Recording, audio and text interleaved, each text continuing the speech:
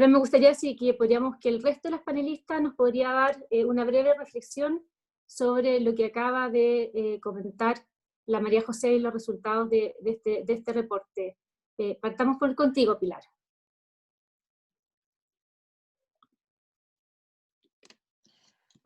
Hola, buenos días. En primer lugar, quisiera agradecer la invitación que me hicieron del Ministerio de la Mujer y Equidad de Género, y en particular a Carolina Cuevas, que lamentablemente no ha podido quedarse a compartir con nosotros.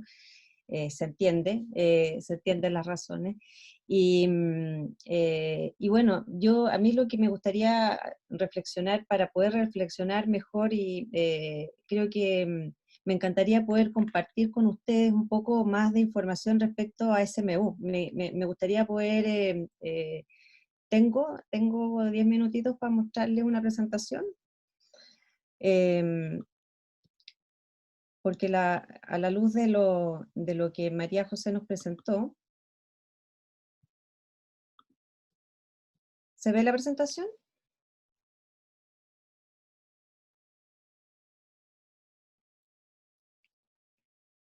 ¿Me escuchan?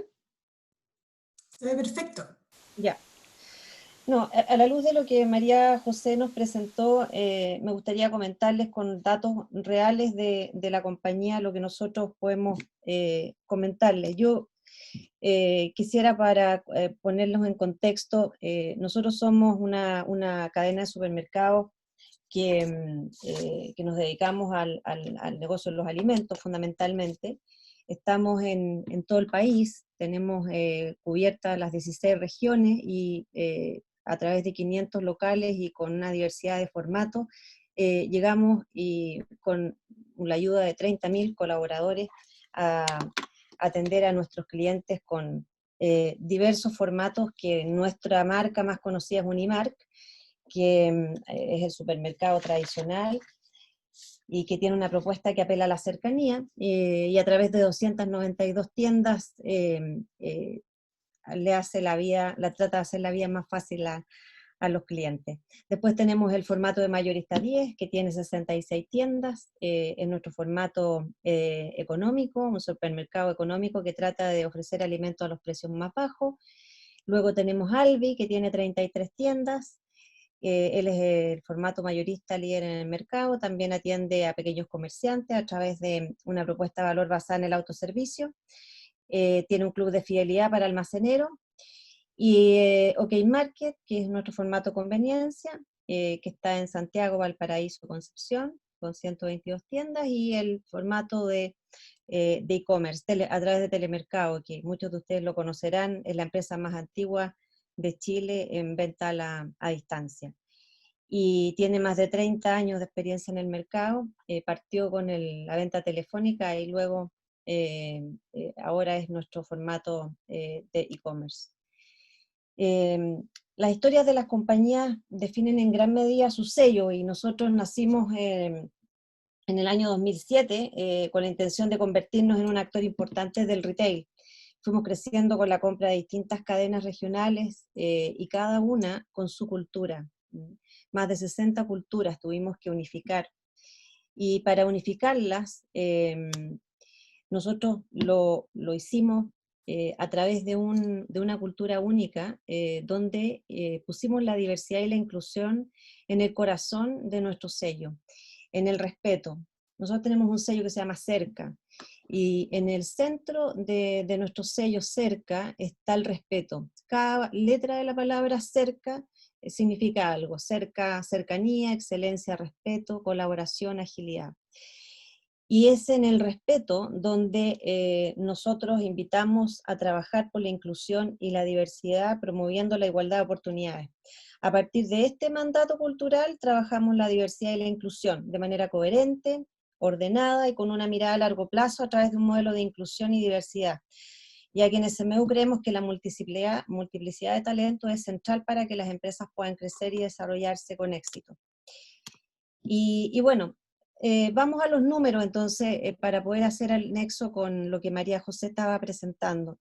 Nosotros tenemos números que que van en una buena evolución. Tenemos buenos números, nosotros tenemos, tenemos 65% de la votación femenina. Ese 65% se compara con lo que veíamos en promedio, que María José nos mostraba el 40,7%, que ella señalaba que en la parte de servicio alcanzaba el 47%. Bueno, tenemos el 65%, que es bastante más.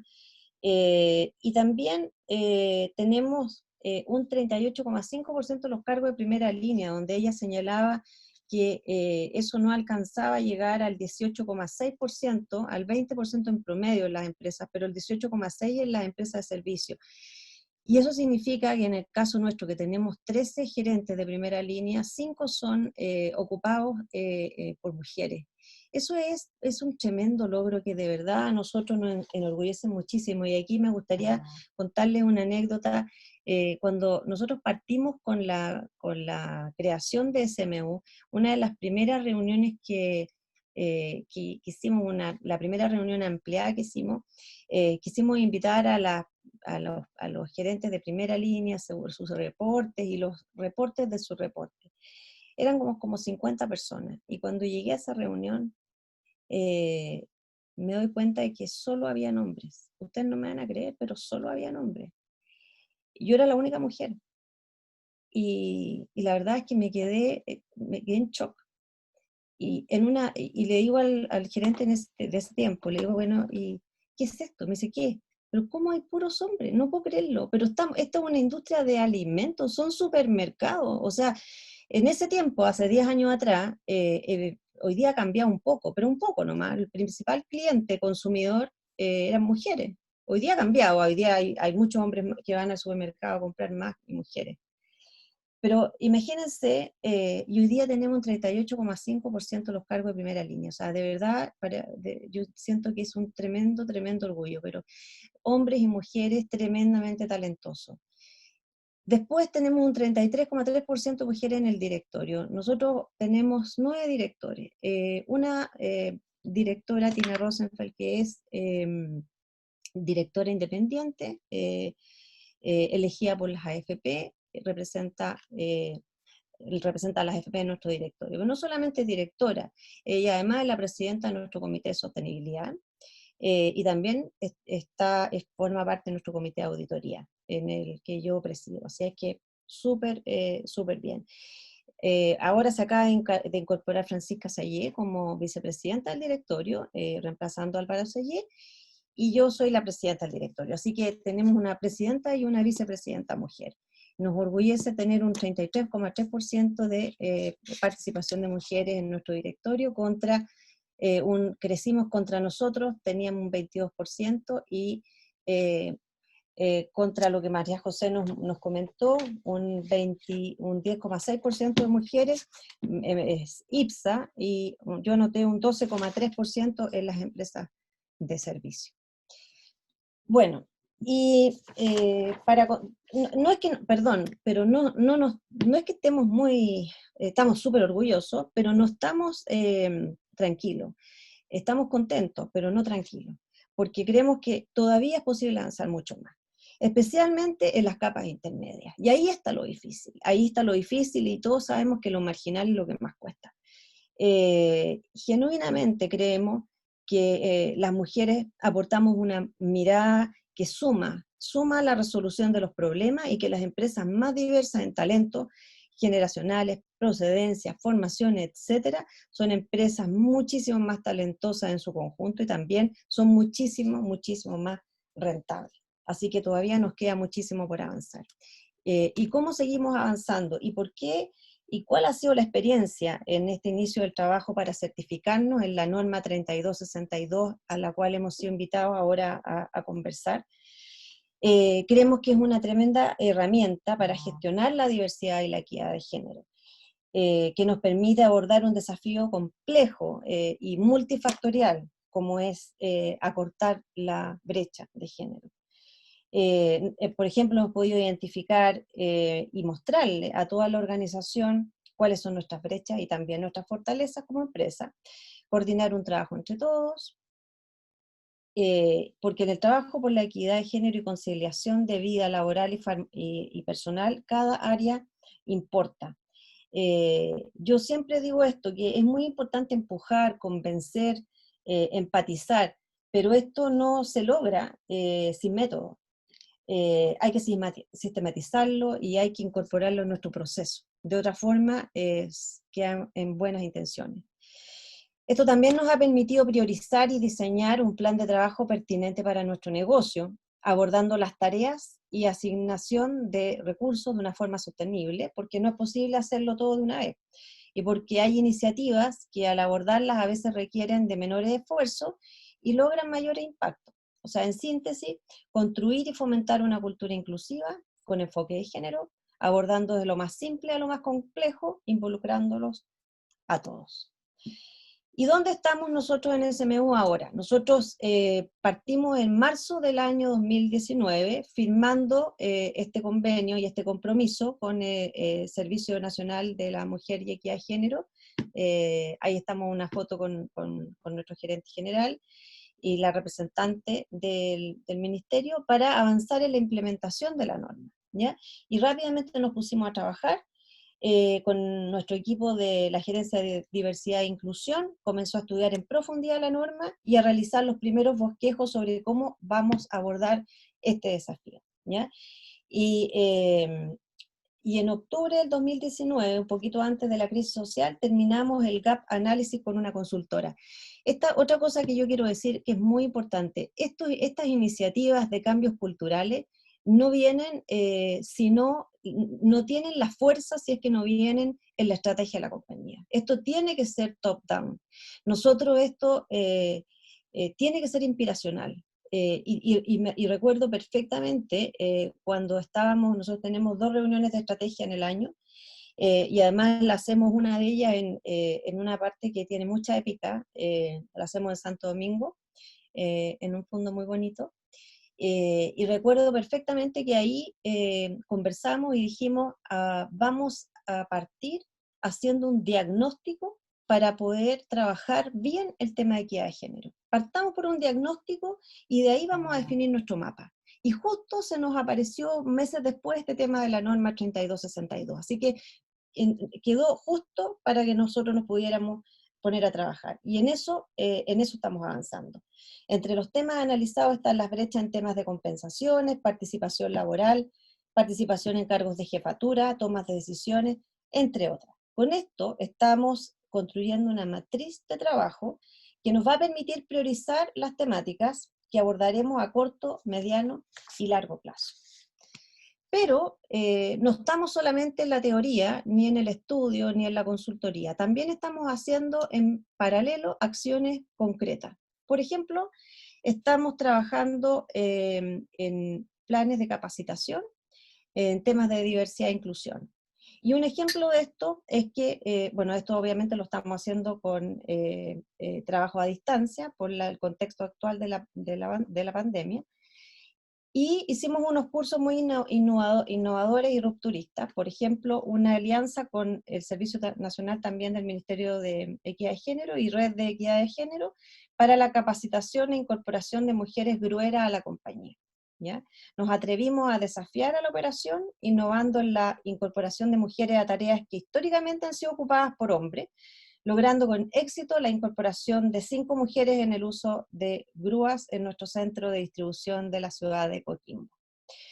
También realizamos talleres de sesgos inconscientes para hacernos reflexionar sobre los prejuicios que tenemos en cuanto a los roles, capacidades y posibilidades que tenemos hombres y mujeres.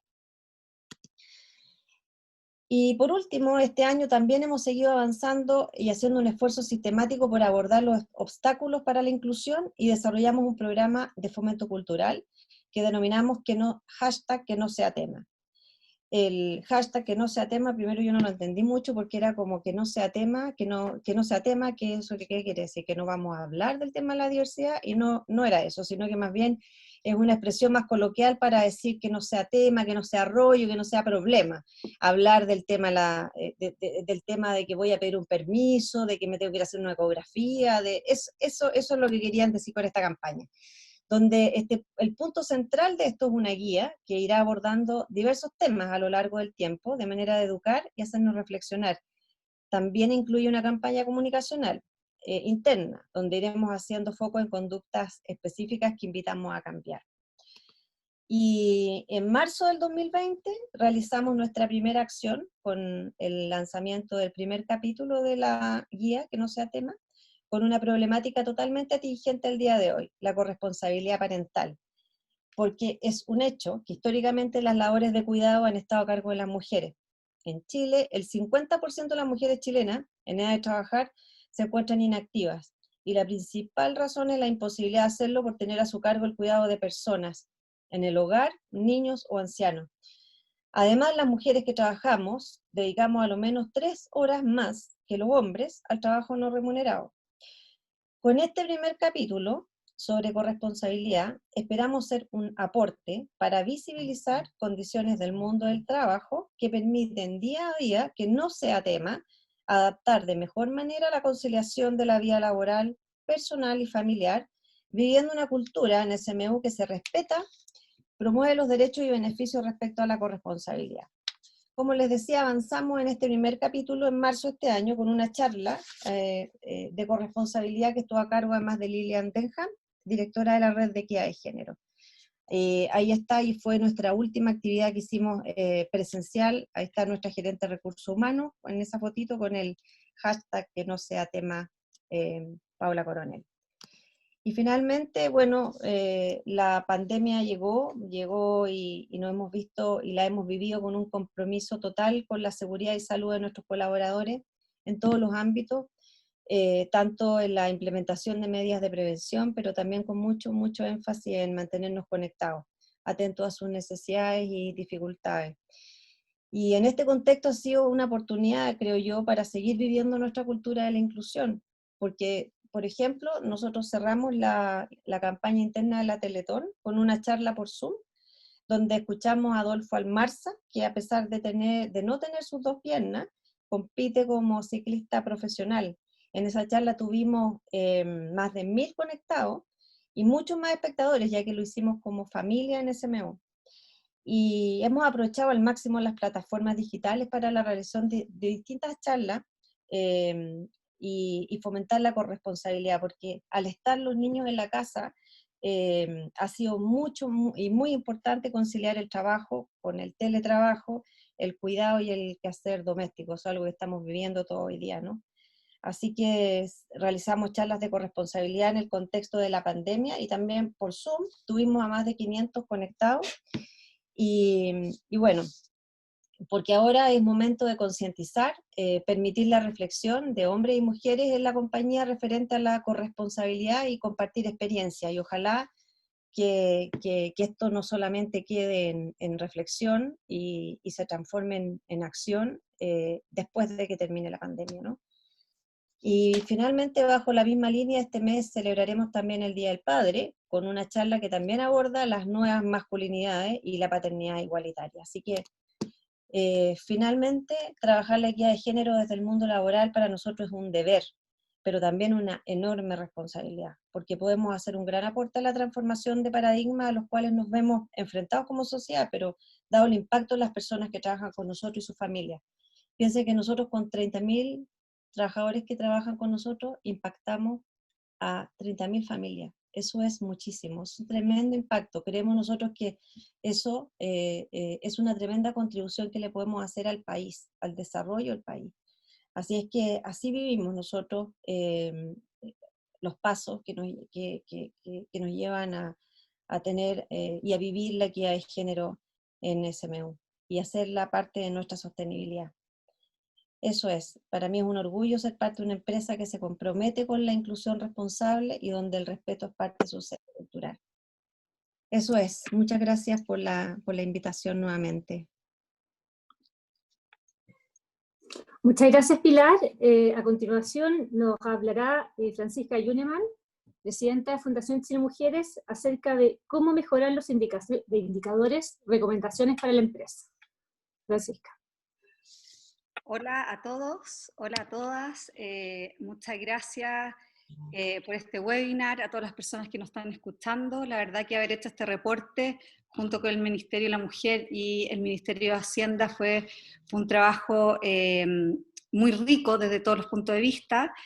Y felicidades CMU a la Pilar por tener esta buena cifra. Y lo que más me gustó, Pilar, que tú dijiste, estamos felices, pero no estamos tranquilos, porque la verdad es que los indicadores siempre hay que estarlos trabajando, siempre hay que estarlos mejorando. Y justamente lo que yo les voy a hablar ahora es cómo mejorar los indicadores y qué indicadores tiene que sí o sí medir una empresa para lograr lugares de trabajo más justos para las mujeres. Entonces yo acá les voy a compartir la presentación. ¿Se ve ahí? ¿Sí? Sí. Ya, súper. Yo no me veo, eso sí, acá al ladito, pero no importa, a ver. Ya. Bueno, vamos a ver los indicadores qué y cómo deben medir las empresas para esta mejora continua, ¿cierto? Lo cual nos hablaba la Pilar, y para mejorar estas cifras que nos muestra este reporte, donde apenas un 40% del total de las mujeres, de las personas que trabajan en las organizaciones que le reportan a la CMF, son mujeres.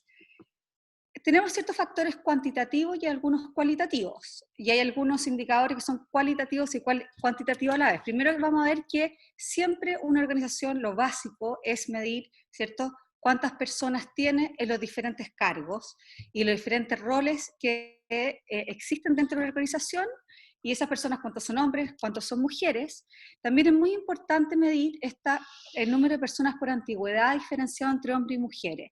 Y esto se los digo porque sabemos que la continuidad laboral de las mujeres es mucho más discontinua. Es decir, las mujeres desertan del mercado laboral. Por lo tanto, si es que ustedes ven que hay una mayor deserción de las mujeres versus los hombres, es porque alguna de las políticas que se podrían estar implementando para que esas mujeres no tengan que irse de esa empresa, deben empezar a ser implementadas.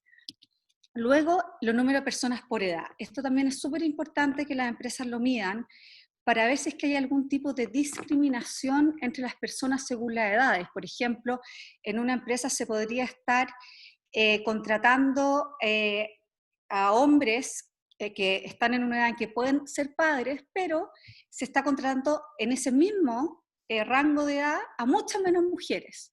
¿Por qué? Porque pueden ser madres. Entonces, claramente, si es que la empresa mide y nota que hay una diferencia si es que hay una diferencia, no es necesario que sea muy grande, basta con que haya una diferencia entre las edades en que estamos contratando a hombres y mujeres, y que eso tiene relación con la eventual maternidad o paternidad, claramente ahí esa empresa necesita comenzar a implementar prácticas y políticas que no castiguen la maternidad.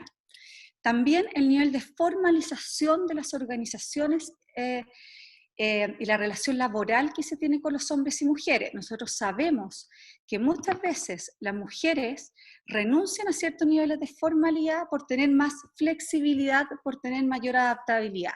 Acá yo les pongo, por ejemplo, uno sabe de casos que para poder tener esta flexibilidad, en vez de tener un contrato con plazo indefinido, muchas veces se boletea en esa organización. Entonces, también analicemos por género cuántos contratos tenemos a plazo indefinido, a plazo fijo, y cuántas personas nos están boleteando.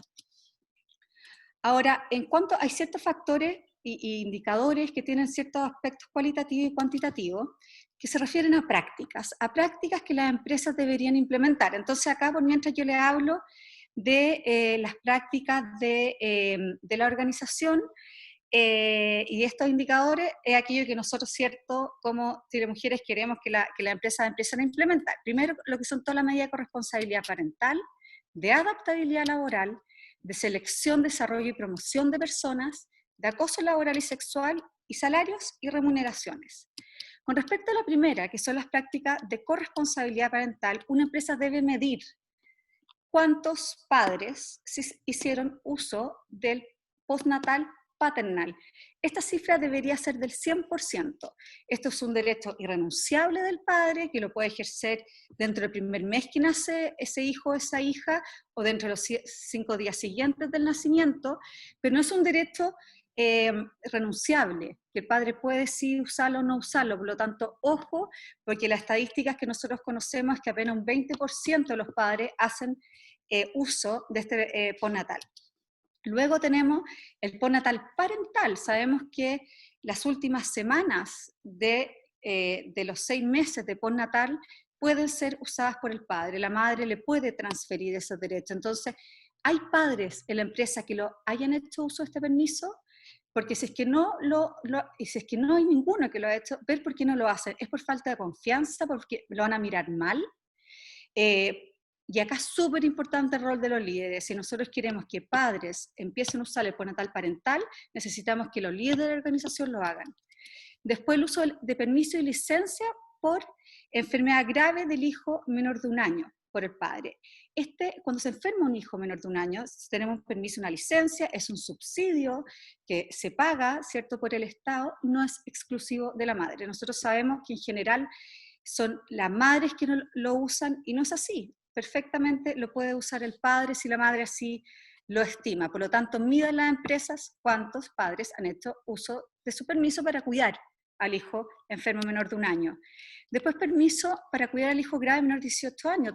Todas las personas, y esto no es un derecho que dependa de la madre. La madre puede no tener un trabajo remunerado y estar trabajando exclusivamente en el cuidado de sus hijos y del hogar. Este derecho del permiso para cuidar al hijo menor de 18 años por enfermedad o accidente grave lo tienen todas las personas trabajadoras, todos los padres, independiente si la madre trabaja o no trabaja, y consiste en 10 jornadas diarias. Por ejemplo, si es que la persona, ¿cierto?, trabaja 8 horas al día, va a tener 80 horas que se pueden distribuir de distintas formas para cuidar.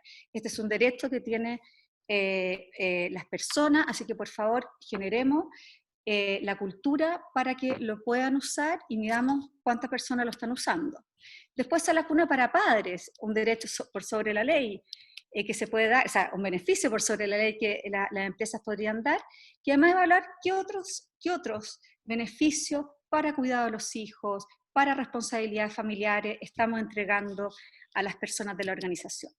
Después, con respecto a la adaptabilidad laboral, las empresas tienen que medir el tema del trabajo a distancia, de trabajo, especialmente hoy en día, y no solamente medir cuántas personas están teletrabajando, sino cómo están teletrabajando. Yo creo que acá es súper importante empezar a levantar información, sobre todo las empresas que el 1 de julio van a tener que estar ya adaptadas a la nueva ley de trabajo a distancia y teletrabajo, van a tener que estar con sus anexos de contrato adaptados para aquellas personas que están teletrabajando, preguntarles cómo están, si es que ella siente que se está respetando su derecho de desconexión de 12 horas, si se le está respetando los descansos por su equipo, por la jefatura respectiva, si se le está respetando incluso las jornadas, etc. Hay muchas cosas que ya podríamos profundizar de herramientas de respeto y de posibilidad de acuerdo que entrega esta ley, que las empresas en este minuto deberían empezar a acordar y a llegar a acuerdos y a medir también a cuántos acuerdos se llegan con las personas trabajadoras en teletrabajo para adaptarse mejor a sus necesidades. Luego tenemos las jornadas parciales, cuántas personas están trabajando de forma parcial en la organización, los pactos de adaptabilidad para trabajadores con responsabilidades familiares, ¿se han hecho, no se han hecho? Si se han hecho, ¿a cuántas personas beneficia? Y los pactos de distribución de jornada 4x3, 4 días de descanso por 4 días de trabajo por 3 de descanso. Y esto es súper importante para una organización que quiere tener todas las herramientas de adaptabilidad que entrega la ley. Si quiere tener toda la herramienta de adaptabilidad, debería tener todas estas 4 medidas, estas 4 posibilidades implementadas en su organización.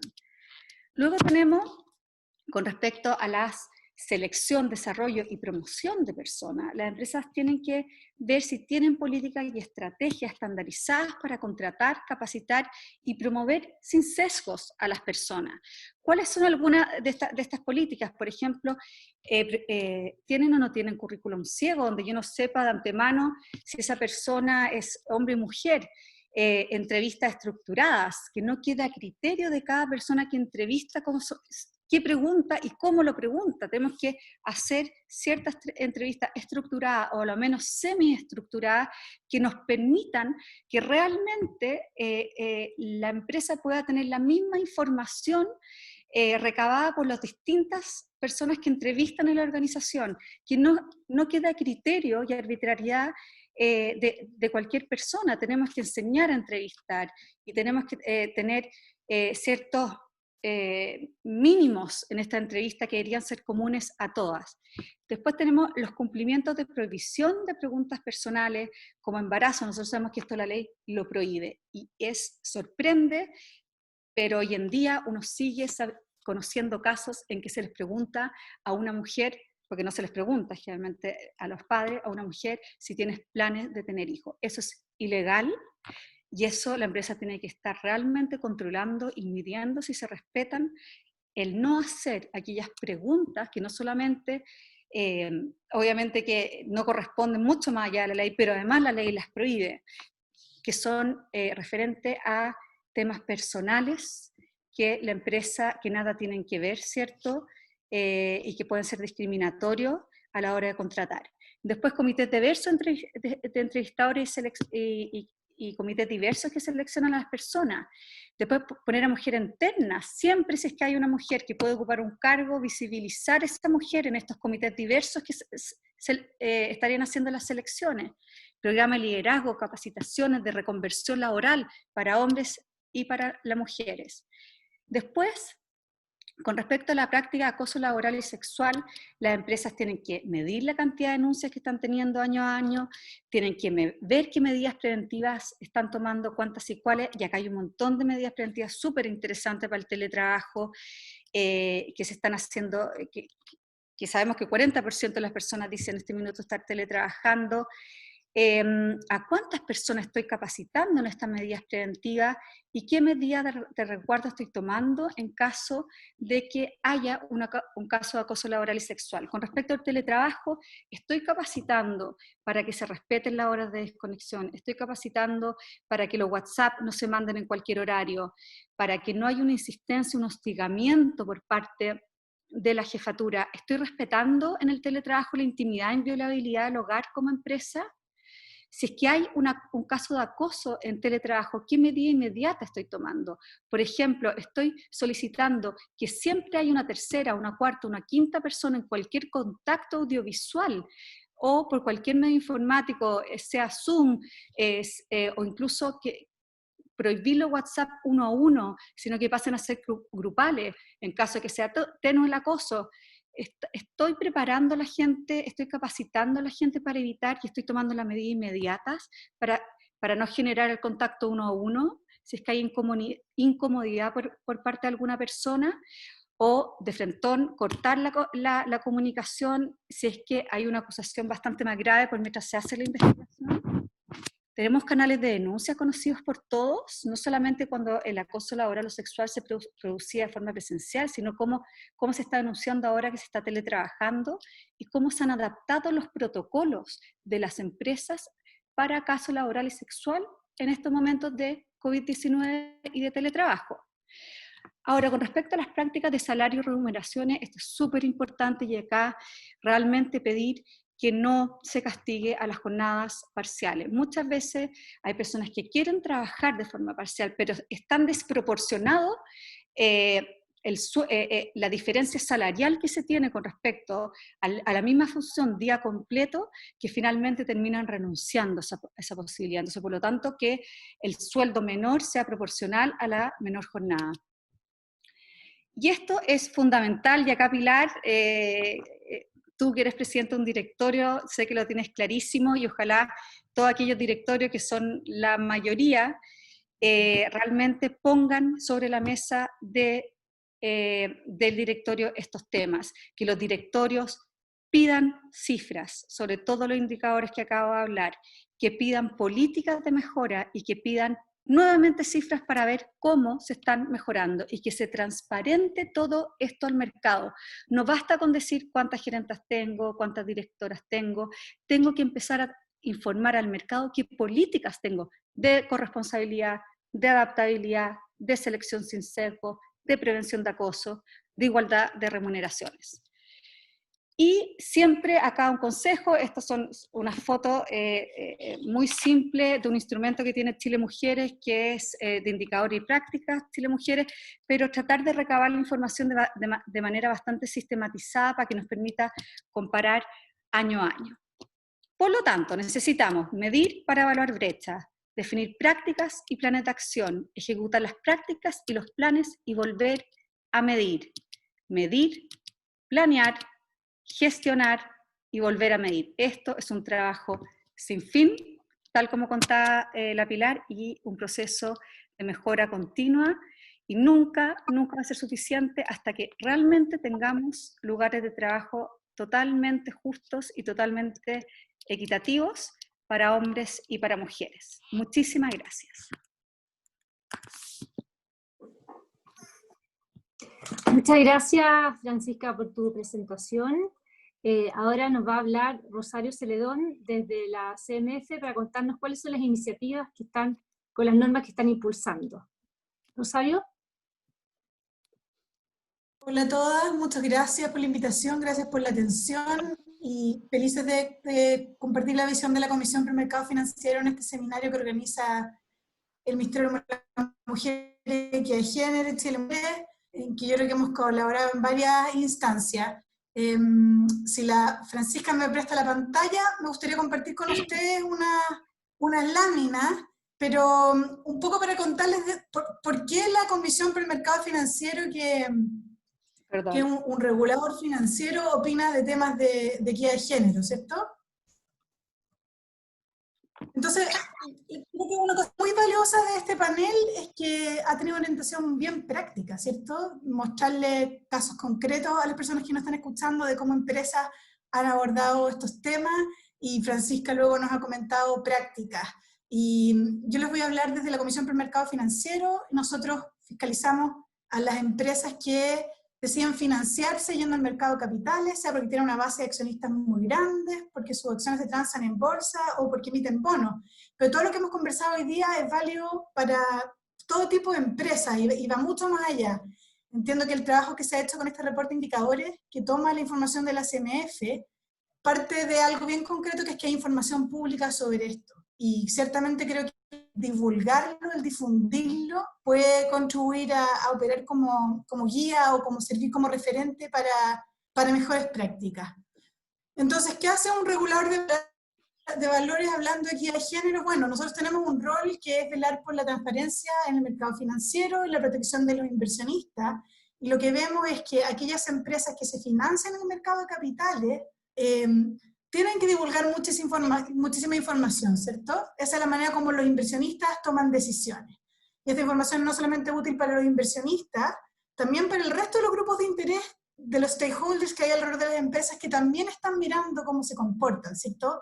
Los trabajadores, los clientes, los mismos acreedores, los proveedores, la comunidad operando las empresas. Y lo que tenemos hoy día son empresas en que han sufrido sobre temas financieros, sobre índices financieros, sobre desempeño financiero, sino que están abordando riesgos, desafíos, como explicaba Pilar, que van mucho más allá de eso. Y entonces este enfoque de los estados financieros, la información que se revelaba en las memorias, vemos que crecientemente las empresas lo están abordando por la vía de estos reportes de sostenibilidad. Y esto va mucho más allá de las empresas fiscalizadas por la CMF. Tenemos empresas que hace mucho tiempo que tienen esta cultura de ir informando y dando cuenta de cómo abordan estas materias. Pero un tema que para nosotros es muy importante es que del mundo de los inversionistas también está esta necesidad de contar con esta información que va más allá de lo financiero, de cómo las empresas están gestionando, cómo están implementando sus desafíos en materia de gobernanza, en materias sociales, ambientales, esto que se llama ESG, y que recientemente he escuchado que se empieza a acuñar el concepto de ESG, para incorporar otra E adicional para el tema de empleados, por la relevancia que está teniendo. Y entonces tenemos inversionistas que para ellos pasa a ser relevante esta información y que empiezan a canalizar sus recursos hasta estas inversiones que las ven como más sustentables. Entonces tenemos que las empresas que gestionan bien estos temas pueden obtener un premio, por decirlo de esa manera, en términos de su acceso a fuentes de capital o acceso de financiamiento a proyectos específicos. ¿Y por qué? Bueno, porque lo que vemos es que las empresas que ponen foco en estas materias, no simplemente por un tema de marketing, para cumplir, para tener un bonito reporte de sostenibilidad, sino que realmente le incorporan a su gestión de riesgo, son apreciadas por los inversionistas, por el mercado en general, como empresas que son capaces de crear valor en largo plazo, como empresas más resilientes, más sostenibles, y eso es particularmente relevante en escenarios o coyunturas como la que estamos viendo ahora, ¿cierto? Entonces, como Comisión para el Mercado Financiero, ¿cuál es nuestro foco? Proveer información esencial a los accionistas, al público en general, pero lo que apreciamos es que también es una información de interés para otros stakeholders, ¿cierto? El mismo Ministerio de la Mujer, el mismo Chile Mujeres que nos ha acompañado en este proceso, ellos lo miran desde un ángulo particular, pero hay un interés en varias dimensiones en esto. Y nuestra segunda mirada es esta de velar porque se adopten políticas en materia de sostenibilidad como parte de este marco integral de gestión de riesgos, porque vemos que una empresa que aborda estos riesgos está mejor preparada para afrontar contingencias, por ejemplo. Y en ese sentido, lo que tengo aquí puesto a la derecha es, este es un camino que como supervisor tomamos hace tiempo, ya desde el año 2015 se emitió esta normativa que se llama la 385, sobre divulgación de prácticas de gobierno corporativo, en que con esta metodología de cumple o explique, lo que buscamos era generar una reflexión en los directorios de las empresas, una primera reflexión sobre materia de sostenibilidad, y entonces le preguntamos, a nivel de funcionamiento del directorio, cuando usted recibe nuevos directorios, en su inducción, ¿se le entrega información sobre materias de sostenibilidad? En la capacitación continua de los directorios, ¿se abordan estas materias? Cuando usted divulga información al público, aborda los temas de sostenibilidad, está entregando información al público sobre esta materia, en su gestión de riesgos, en esta visión como más estratégica que planteaba Pilar. ¿Están estos temas dentro de las consideraciones del directorio? Y por último, cuéntele al mercado si usted está elaborando, si está difundiendo reportes de sostenibilidad. Y lo que tenemos es que progresivamente hay más empresas generando estos reportes cada vez más completos. A contar del año 2015 también empezamos a pensar que en las memorias anuales que se entregan al público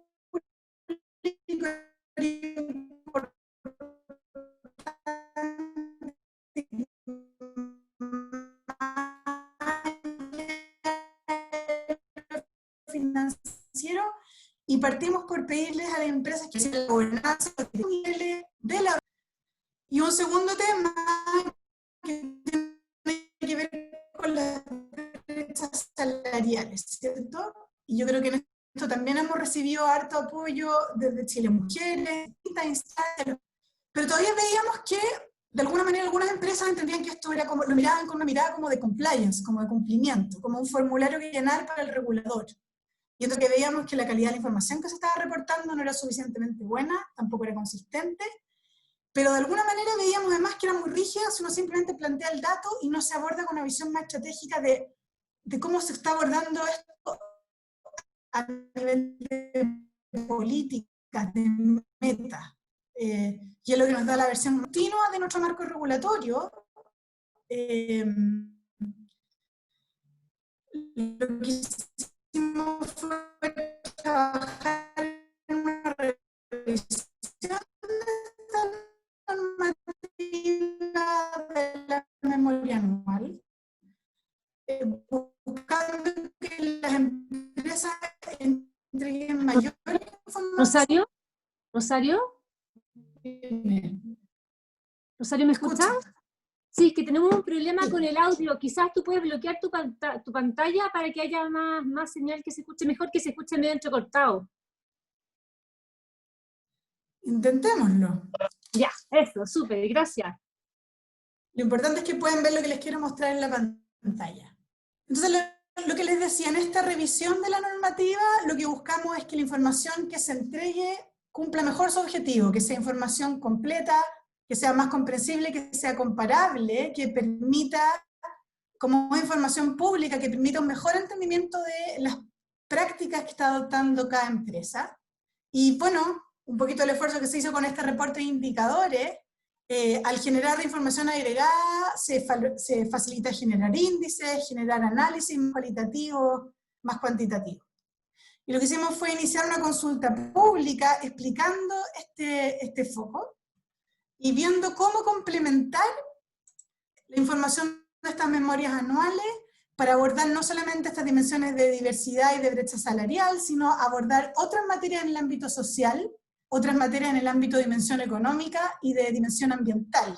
Y dada la audiencia que tenemos hoy día, me quiero centrar en los ámbitos de esta dimensión social. Y cómo ya la idea es avanzar en pedir información sobre políticas, sobre programas, sobre metas y sobre indicadores para ver si efectivamente son materias que se están abordando en la estrategia de las compañías.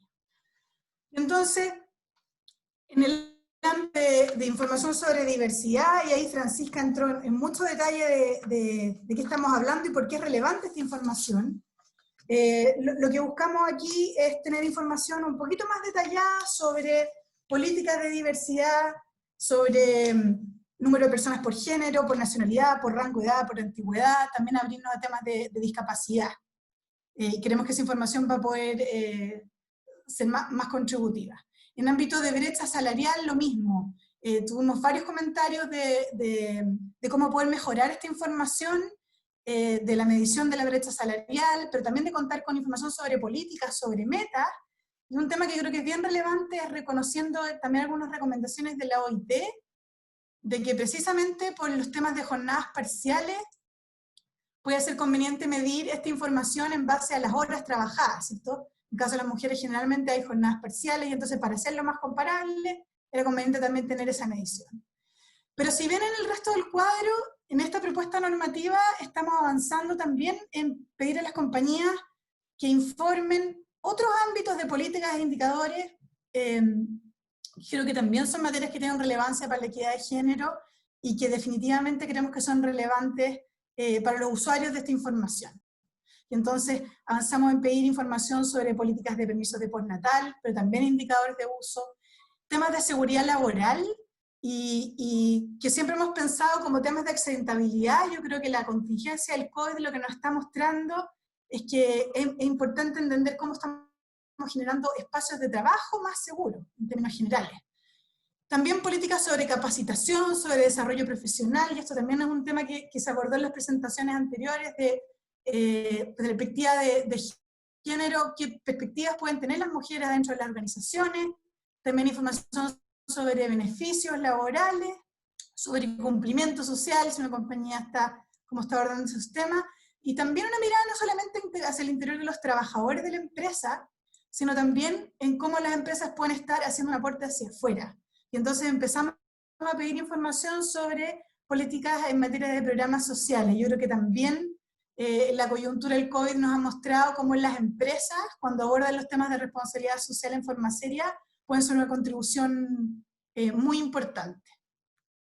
Quería compartir con ustedes, porque sé que tenemos poco tiempo, la primera reacción a esta consulta pública, y estamos muy contentos en la comisión porque nosotros tomamos muy en serio esto de transparencia regulatoria y de explicar bien por qué vamos dando cada paso y cómo ponderamos beneficios y costos regulatorios, y tuvimos una participación muy activa aquí. Tuvimos comentarios de inversionistas tanto locales como extranjeros, de inversionistas institucionales, de fondos de pensiones, de compañías de seguro, de emisores, de empresas que son las que tienen que después dar cumplimiento a esta normativa, de otros reguladores, del nuevo Ministerio de la Mujer, de organismos internacionales, de la academia, del Centro Económico Cooperativo, de varias entidades que se han ido especializando en estos temas, como las consultoras de las que hablaba Pilar. En general, la recepción que recibimos es que se valora el contar con esta información, se estima que es valiosa y que es necesario que se divulgue más información sobre temas ambientales, sociales, de gobernanza. Hay un comentario bien importante sobre materialidad, Esto no aplica de la misma forma para todas las empresas. Yo puse aquí el ejemplo de biodiversidad, pero por ejemplo si pensamos en seguridad laboral, claramente es muy distinto los desafíos que tiene una empresa minera versus una empresa de servicios, por ejemplo. Hay comentarios también de generar de repente indicadores generales transversales, pero algunos más específicos por industria. Y así, pero quería detenerme unos minutos en aquí un bullet que habla de nuevos indicadores. Y lo que nos plantean desde el mundo de la consulta pública es que pueden haber otros indicadores, otros tópicos relevantes y relevantes para la audiencia de hoy día, que además de lo que ya estamos abordando, son información que son cualitativas para entender cómo las empresas están abordando los desafíos y que son de interés para los inversionistas. Y aquí se plantean varios temas. Se plantean temas de adaptabilidad laboral, de corresponsabilidad parental, de acoso laboral y sexual. Y la visión personal que yo tengo, por lo menos, es que dentro de las complejidades de la coyuntura en que estamos por COVID, de alguna manera, todos estos temas que desde el mundo de la gente más especializada en temas de género se vienen impulsando hace mucho tiempo, como teletrabajo, como corresponsabilidad parental, de alguna manera, estas adecuaciones que hemos tenido que hacer todos para poder seguir cumpliendo nuestras labores nos han mostrado que el teletrabajo es posible, que la corresponsabilidad parental es necesaria y que estos son tópicos que es importante abordar. Así es que nosotros vamos a seguir adelante con este proyecto, vamos a trabajar en base a los comentarios que hemos recibido.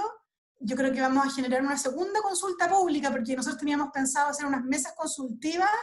Lo que nos gusta a nosotros en la CMF hacer es la gente que nos aporta un comentario es poder dedicar el tiempo a entender mejor los comentarios, por dónde van, a recoger experiencia internacional. Así yo creo que durante este segundo semestre vamos a tratar de generar una segunda versión recogiendo comentarios y creo que vamos a ser capaces de armar estas mesas consultivas probablemente en un formato remoto. Y nuestro mensaje final, creemos que es importante continuar revisando el marco normativo, continuar mejorando la información para el inversionista. Eso en el ámbito que fiscalizamos nosotros, pero esto ciertamente es información que cada empresa podría tomar como un desafío propio, ir mirando esta información y viendo cuáles de esas mejores prácticas le hace sentido ir incorporando. Creemos que es importante continuar y profundizar estos esfuerzos de cooperación entre el sector privado y el sector público. Aquí hay un complemento necesario entre políticas públicas y mejores prácticas. Creemos que es importante seguir potenciando la consideración de cómo se abordan estos temas sociales, de gobernanza ambientales en la gestión de las empresas, y con esta mirada más dinámica de que se puedan incorporar en la gestión de las empresas. Eso quería compartir con ustedes hoy día. Espero que se haya escuchado al menos la parte final. Gracias.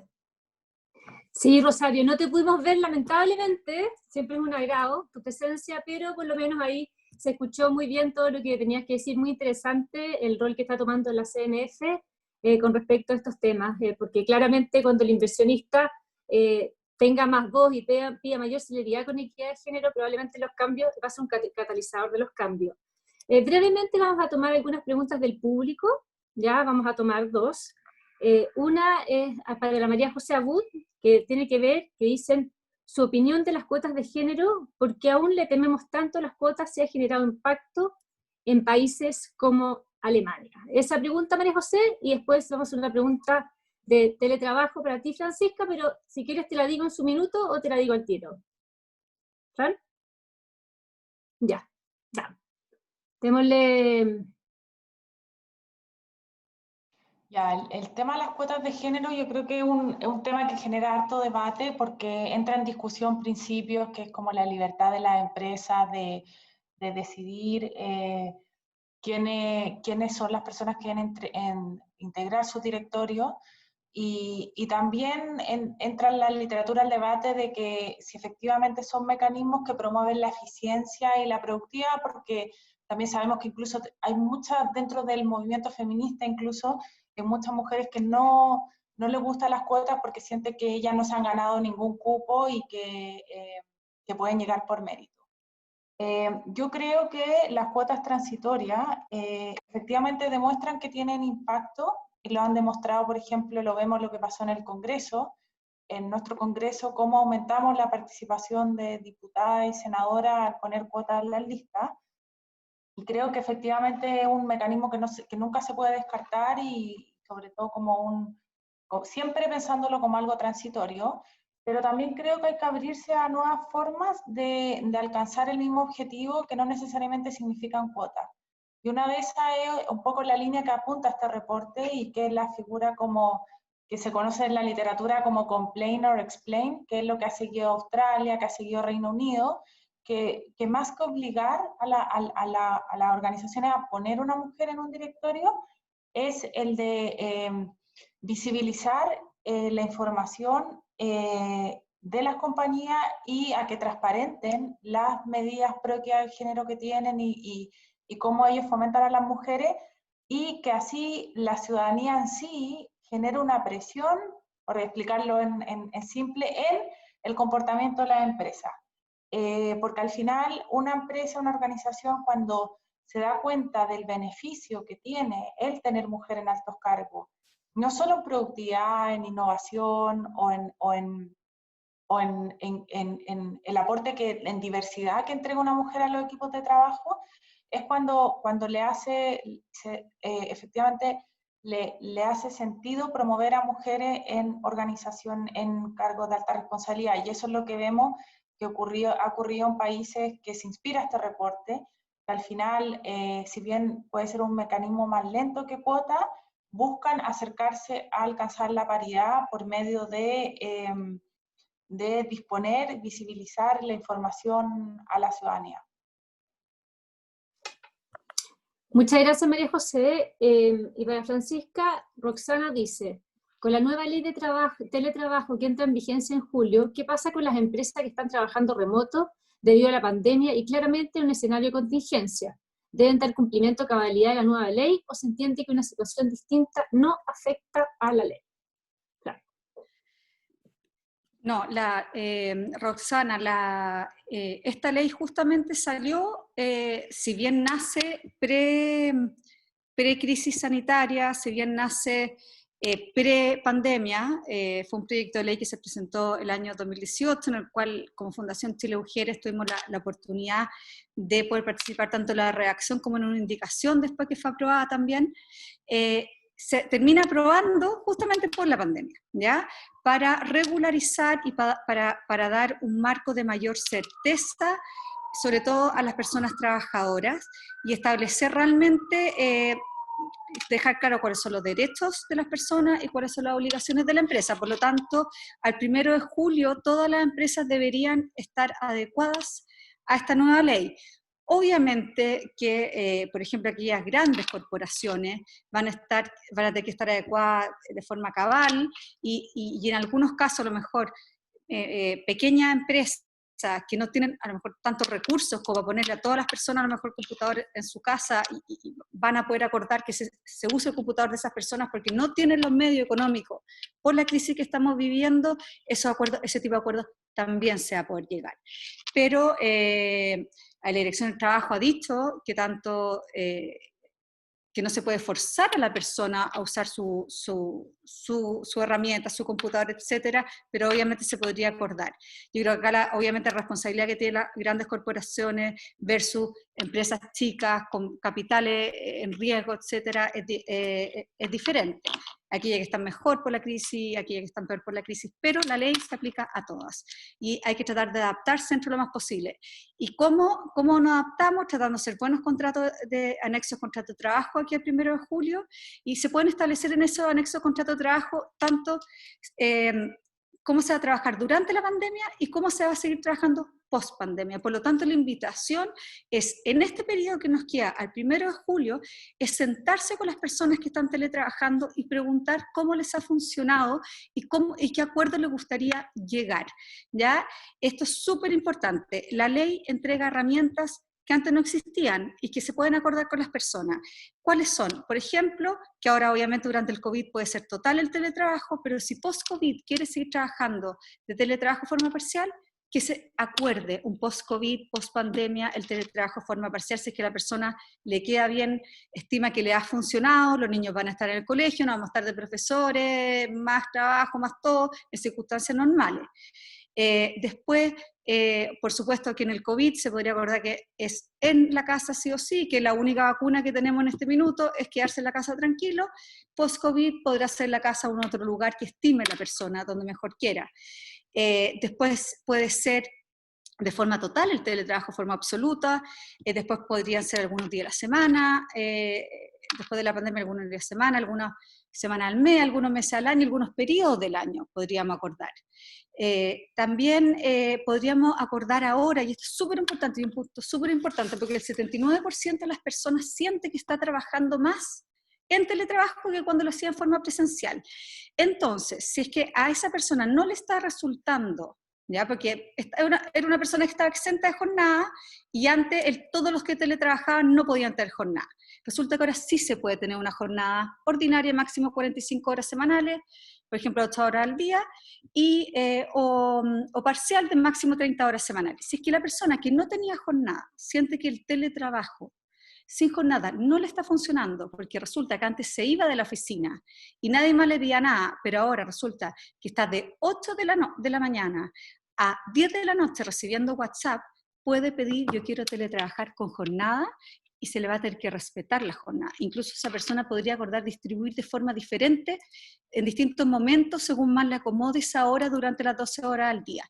Entonces mi invitación y mi llamado es decir, empresa, pongan sobre la mesa todas estas posibilidades, lleguen a los mejores acuerdos con las personas, aprovechen esta herramienta legal y los anexos pueden establecer condiciones para la pandemia y post-pandemia.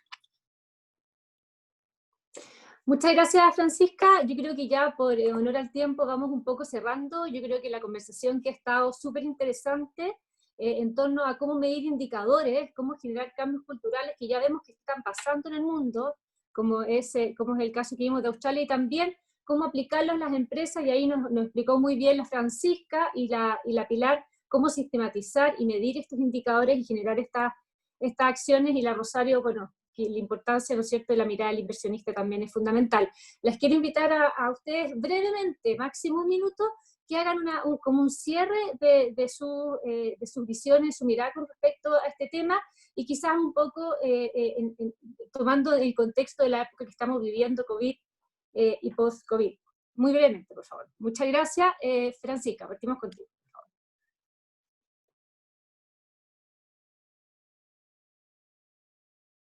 Está silenciada, Fran. Ya, aprovechar la nueva ley de trabajo a distancia, conocerla, pueden descargar de la página web de Chile Mujeres, chilemujeres.cl. Tenemos un documento hecho con cuáles son todos los derechos de las personas, cuáles son las obligaciones del empleador o empleadora, cuáles son las posibilidades de acuerdo, invitarlos a que descarguen ese documento para que lleguen a buenos acuerdos, invitarlos también a que descarguen de la página web del Ministerio de la Mujer o de Chile Mujer el reporte de indicadores, y también invitarlos a descargar el manual de indicadores de género de la empresa que acaba de publicar Chile Mujeres junto a la Universidad Alberto Hurtado, gracias al apoyo de la Unión Europea. Es un manual que les enseña a la empresa, acompaña a la empresa a comenzar a usar estos indicadores, cómo hacerlo. Así que descarguen el manual de forma digital de nuestra página web y hacer un llamado a medirse y a mejorar, y que cuenten, no tengo ninguna duda que la María José va a decir también que cuenten con el Ministerio y que cuenten con Chile Mujeres en este camino, que es un camino muy bonito de mucha justicia. Gracias, Vero. Ya. Rosario, sigamos contigo. Gracias. Bueno, nada, agradecer la oportunidad de estar acá, felices de acompañarlo en estos esfuerzos de ir difundiendo y poniéndonos metas de cómo ir avanzando en este tema. Yo sé que estamos todo el día como enfocados en la contingencia, en lo urgente. Creo que, y en ese sentido parecía que estos temas de equidad de género podrían quedarse como un poquito a la cola, y yo creo que al revés. Creo que hay que ser capaces de estar mirando lo urgente y también levantar un poquito la mirada a la reactivación y qué tipo de reactivación queremos tener. Y en ese sentido creo que hay que poner el foco en que la manera en cómo abordemos estos temas a futuro, en el centro de esa discusión estén estos temas, en la definición de la estrategia, en la definición del proyecto hacia adelante. Si sacamos algo de positivo de toda esta experiencia, nos ha mostrado que las empresas se pueden adecuar, pueden ajustar sus modelos, podemos ajustar la forma de trabajar. Nosotros en la CMF también lo hemos tenido que hacer desde el sector público, y ojalá que perdure eso. Así que aquellas empresas que han logrado generar más liderazgo en esto, es importante que lo compartan y que lo informen, no solamente por los beneficios que van a obtener de cómo los mira el entorno, cómo los mira el inversionista, sino que también pueden servir de referente útil para empresas más chicas o que están empezando a meterse en esto y dicen, pero ¿cómo? Bueno, ahí podemos tener ejemplos bien concretos de buenas prácticas que sean virtuosos para todos. Eso, cuídense, que estén muy bien. Bueno, aprovechando ahí lo que hablaba la Rosario, las empresas, Pilar, tus reflexiones finales, por favor. Parece que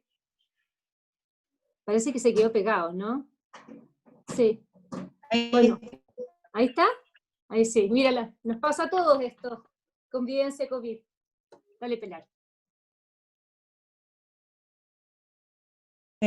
Convivencia. Oye, no, mira, agradecerles por la invitación nuevamente. La visión de Rosario, de visibilizar temas que tienen que ver con la sostenibilidad. Yo creo que es lo que realmente finalmente nos va a hacer organizaciones sostenibles en el tiempo.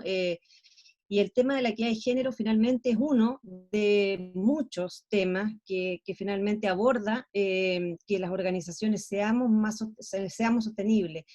La otra reflexión que tengo es que yo estoy bastante esperanzada que este tiempo de la pandemia nos haya traído que se nos haya impuesto una realidad donde nos ha hecho que se hayan caído mitos. O sea, hoy día todos hemos vivido anécdotas, cada uno de nosotros ha vivido anécdotas que nos han reflejado de una forma u otra que la corresponsabilidad parental, familiar, debe en el fondo ser un hito al que hay que abordar. Todos lo hemos abordado de alguna forma. Hay papás que han tenido que hacerse cargo de tareas de los niños, de supermercados, de cuidar a los adultos mayores, de mil cosas, y que esto no quede en una anécdota, que esto se transforme en acciones permanentes, y ese es el llamado. Yo creo que se puede, eso es lo que nos ha demostrado este tiempo. Me siento muy tranquila y muy orgullosa, escuché atentamente a Francisca en su guía, y creo que todas sus prácticas en SMU la estamos abordando, pero esto es cultural, así que seguimos empujando día a día a llevar a la práctica todas esas recomendaciones. Muchas gracias por la invitación. Muchas gracias, Pilar. Sin duda es un tema cultural. Y ahí, María José, si quieres unas palabras de cierre como de parte del Ministerio de la Equidad de Género.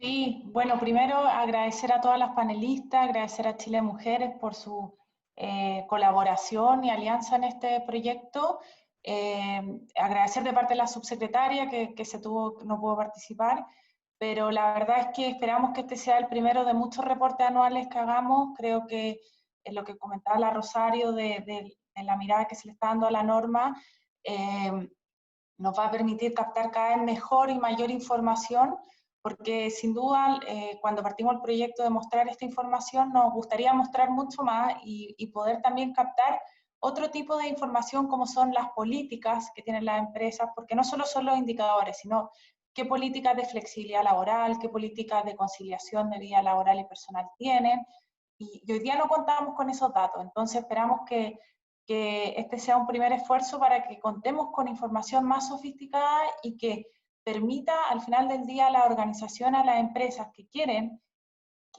hacer cambio en su organización e instalar en su estrategia la equidad de género, contar con diagnósticos que le permitan decir dónde están los desafíos. Y dicho eso, creo que hoy día es más que nunca importante contar con esta información. Enfrentamos una crisis sin precedentes que sabemos que también afecta diferenciadamente a hombres y mujeres, y que las mujeres van a ser las más afectadas, y vamos a necesitar de información, de datos, de indicadores para saber dónde van a estar los mayores desafíos para poder reactivar el empleo femenino. Así que esperamos que el reporte sea de utilidad, que sigamos generando conversaciones en torno a esta información, y que siga haciéndose en los próximos años con la información de la CMF. Muchas gracias. Ya, bueno, muchas gracias. Quedaron preguntas, quedaron manos levantadas, pero por honor al tiempo lo vamos a dejar hasta aquí nomás. Les invitamos a todos a bajar, a mirar el reporte de indicadores, como dijo la Francisca, que está en la página de Chile Mujeres, y también en el Ministerio de la Mujer, y invitamos a las empresas, a la CMF y a todos los que nos, y al Ministerio, por supuesto, de Chile Mujeres, a que sigamos empujando todos estos temas, y muchas gracias a todos por estar hoy día en el seminario, y que tengan una muy buena tarde. Ya, esté muy bien. Muchas gracias. Ojalá que la próxima sea en persona. Sí, Gracias, Muy bien, así nos cerca. Pero bueno, nos adaptamos todos en la vida. Que esté muy